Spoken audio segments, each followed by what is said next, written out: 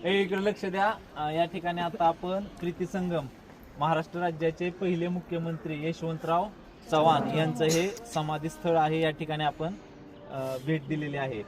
तर आपला जो महाराष्ट्र आहे, संयुक्त महाराष्ट्र चळवळीमध्ये किंवा महाराष्ट्राला विकसित करण्यामध्ये यशवंतराव चव्हाण यांचं खूप मोलाचं योगदान आहे. की जे द्विभाषिक राज्य होतं, कुठलं, मुंबई आणि महाराष्ट्र गुजरात.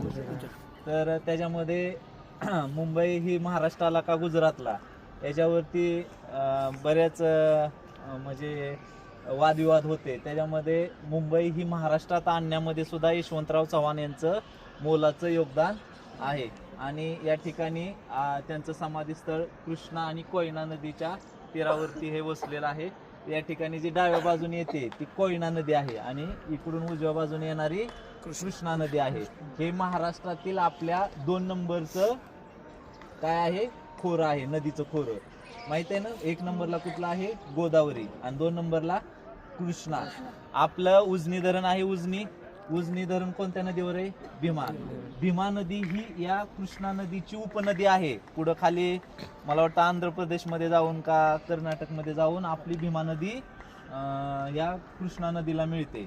आणि या कोयना नदीवरती कोयना डॅम आहे. आपण जे बघायचं म्हणतोय वेळ मिळाला तर की त्या ठिकाणी आपल्या संपूर्ण महाराष्ट्राला काय होते, वीज पुरवली जाते. लक्षात येतंय का? आणि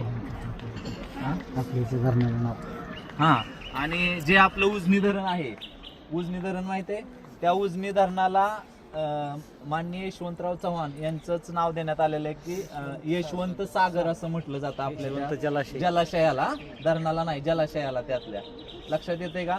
म्हणजे त्या धरणाचं उद्घाटन सुद्धा कोणी केलेलं आहे, यशवंतराव चव्हाण यांनी केलेलं आहे. आणि त्याचं प्लेस म्हणजे ते ठिकाण सुद्धा तिथं नव्हतं, अगदी वरती शिरूरला होतं पुणे जिल्ह्यामध्ये, पण ते खाली म्हणजे आपल्या माढा तालुक्यामध्ये किंवा इंदापूरच्या बाउंड्रीवरती आणण्यात सुद्धा मोलाचं काम कुणाचं आहे, यशवंतराव चव्हाण यांचं आहे. लक्षात येतंय?